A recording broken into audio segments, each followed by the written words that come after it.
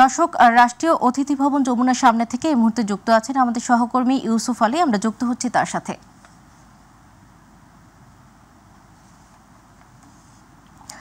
ইউসুফ, নতুন শুল্ক নিয়ে আলোচনার কি খবর আছে আপনার কাছে, জানাবেন।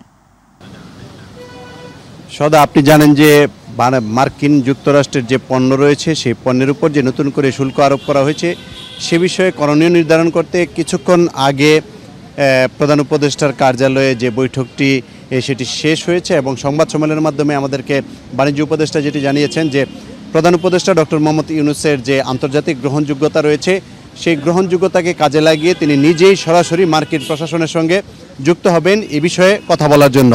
তবে মূল বিষয় হচ্ছে যে তারা যেটি বলেছেন যে এই বিষয়ে আতঙ্কিত হওয়ার কিছু নেই, কারণ এই বাণিজ্য বিষয়ে এবং এই শুল্ক আরোপ করার বিষয়ে তারা মার্কিন প্রশাসনের সঙ্গে ইতিমধ্যে আলোচনা করেছেন এবং পরবর্তীতে তারা আজকে এই বিষয়ে যারা সংশ্লিষ্ট রয়েছেন তাদের সঙ্গে নিয়ে তারা বৈঠক করেছেন। বৈঠক করে তারা একটি সিদ্ধান্তে হয়তো পৌঁছেছেন, যে যদিও সিদ্ধান্তটি আমাদেরকে জানানো হয়নি, তবে তাদের কথা হচ্ছে যেটি যে অর্থাৎ এই বিষয়ে যাতে বাংলাদেশ লাভবান হয় এবং শুল্ক যাতে কমানো যায় সেই বিষয়টি নিয়ে তারা সরাসরি মার্কিন প্রশাসনের সঙ্গে কথা বলবেন, এমনটি আমাদেরকে জানিয়েছেন। তবে ব্যবসায়ী কিংবা এই বিষয়ে যারা সংশ্লিষ্ট রয়েছেন তাদেরকে আতঙ্কিত না হওয়ার জন্য বলেছেন, অর্থাৎ যে কোনো একটি পরিস্থিতি হতেই পারে সে বিষয়টি আলাপ আলোচনার মাধ্যমে সমাধান করা হবে এমনটি আভাস দিয়েছেন।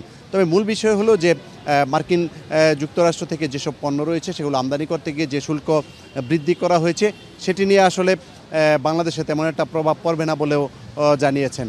তবে সবশেষ হয়তো আলাপ আলোচনার মাধ্যমেই সে বিষয়টি সমাধান করা হবে এমনটি আভাস দিয়েছেন বাণিজ্য উপদেষ্টা।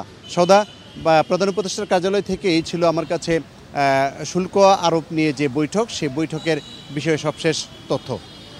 ইউসুফ, আপনাকে ধন্যবাদ।